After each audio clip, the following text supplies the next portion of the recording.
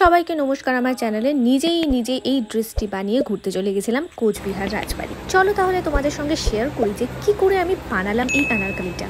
তো এই হচ্ছে টোটাল শাড়িটা একদম ফুল পিওর কটনে বানানো এবং চান্দেরি কটন সম্ভবত। এটা চুড়িদারটা পরে সত্যিই ভীষণ মজা পাবো। তো প্রথমে এটার জন্য আমার বোনের কাছ থেকে ধারে নেওয়া একটা শাড়ি আমি নিয়ে নিয়েছি এবং তার সাথে একটা লাইনিং যেটা নিজের পয়সায় কিনেছি এবং তার সাথে আরেকটা লাইনিং যেটা আমি আনারকলির নিজ পোর্শনটাতে দেবো। তো এই দুটো জিনিস আমার নিজের কেনা এবং এই শাড়িটা আমার বোনের কাছ থেকে ধার নেওয়া। তো প্রথমে আমি কি করলাম, কাপড়টাকে একটুখানি চার ভাঁজ করে নিলাম, যেটা লাইলিন পোর্শনটা সেটাকে চার ভাঁজ করে সুন্দর করে মাপ নিয়ে আমি সমস্ত রকমের কাটিংগুলো সেগুলো বলে দিচ্ছি তোমাদেরকে যে কী করে আমি কাটলাম। এটা অ্যাকচুয়ালি আমি আমার মাপেই বানাচ্ছি, তোমরা নিজেদের মাপটা দেখে ফিতা দিয়ে মেপে তারপরে কিন্তু বানিও। আমার শোল্ডারের লেন্থ ছিল 7, তো আমি সেই অনুযায়ী আমার শোল্ডার 7 নিলাম। শোল্ডার বলতে যেটাকে বলে কাঁধ আর কি। তারপর আর্মহোলের মাপ নিয়ে নিলাম আমি 6.5 এবং আমার বাস্টের মাপ আমি এখানে অনেকটা বেশি নিয়েছি। তো সেই ক্ষেত্রে এটা আমি নিয়েছি প্রায় 12 মতো আর কি। তো 44 ইঞ্চি আমি যে বানাচ্ছি অ্যাকচুয়ালিতে আনারকলিটা, বাট হবে এটা মোটামুটি 34। তো এর হিসাবে আমি কোমরের মাপটাও আমি ওই মোটামুটি 32 বা 36-এর মতো রেখেছি। রাখার পরে এবার গলার মাপ নেওয়ার জন্য যে পুটের মাপটা সেটা আমি নিয়েছি 3 এবং গলার মাপের জন্য আমি নিয়েছি 6 বা 6.5। একটু ডিপও দিতে পারো চাইলে তোমরা। এরপর এটাকে গোল গলা হিসেবে কেটে নিয়েছি। আমার সেরকম কোনো স্পেশালিটি ছিল না যে কি করতে হবে না করতে হবে, তো আমি গোল গলাটা রাখারই ডিসিশন নিলাম। এরপরে এই জিনিসটাকে টোটালি সুন্দর করে কাটিং করে নিতে হবে। কাটার উপরেই কিন্তু যে কোনো আনারকলি সব কিছু ডিপেন্ড করে, বা যে কোনো জিনিসই বানানোর সময় কাটিংটা সব থেকে ভালো করে করতে হয়। তো আমি সেই অনুযায়ী কিন্তু সুন্দর করে কাটিংটা করে নিয়েছি। তো দেখো আমার অলরেডি উপরের পোর্শনটা, আনারকলির উপরের পোর্শন কিন্তু রেডি হয়ে গেছে। এরপরে আমি এখন ঘেরাটা যে দেবো নিচে যে আমার আনারকলির কতটা ঘের হবে সেই অনুযায়ী প্রথমে আমি লাইলিনটা কেটে নিচ্ছি। তো ঘেরের লেন্থ আমি রেখেছি মোটামুটিভাবে 30-এর মতো। তো 30 ইঞ্চি আর কোমরের টুকু বাদ দিয়ে আমি সেটাকেও সুন্দর করে গোল আকারে কেটে নিয়েছি।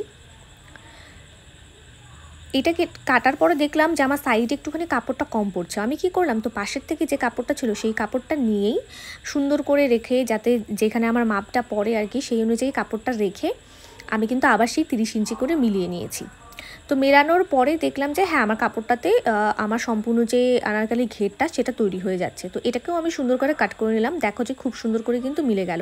সেই অনুযায়ী এবার শাড়িটাও কাটার পাড়া। শাড়ির থেকে প্রথমেই আমি আঁচলের পোর্শনটা আলাদা করলাম, তারপরে ব্লাউজ পিসটা আলাদা করলাম। ব্লাউজ পিস দিয়ে আমি আমার টপের পোর্শনটা বানিয়েছি। আঁচলটা দিয়ে আমি আমার আনারকলির হাতা দিয়েছি। ব্লাউজ পিসটা দিয়ে নিজের উপরের পোর্শনটা দিয়েছি এবং বাকি যেটুকু শাড়ি ছিল সেটার থেকে পার্টটাকে আলাদা করে কেটে সেটা দিয়ে আনারকলির ঘের বানিয়েছি। তো যেহেতু আমার লাইলিন অলরেডি কাটা ছিল, তো লাইলিনটাকে উপরে বসিয়ে আমি জাস্ট একটুখানি কেটে নিয়েছি ব্লাউজ পিসটাকে 4 ভাঁজ করে সেম টু সেমভাবে। তো এরপরে আমার হাতাটা অলরেডি কাটা ছিল, তো আমি এটা ভিডিও করতে পারিনি কিভাবে কেটেছি। তো হাতা কাটা এমন ব্যাপার নয় যে যেরকমভাবে শেপ আছে ওরকম করে কাটলেই অ্যাকচুয়ালিতে হয়ে যায়। নেক্সট আমি পাটটাকে আলাদা করে নিচ্ছি শাড়ি থেকে, কারণ পাটটা আমি আনারকলিটা যে বানাবো তার নিচের পোর্শনে লাগাবো।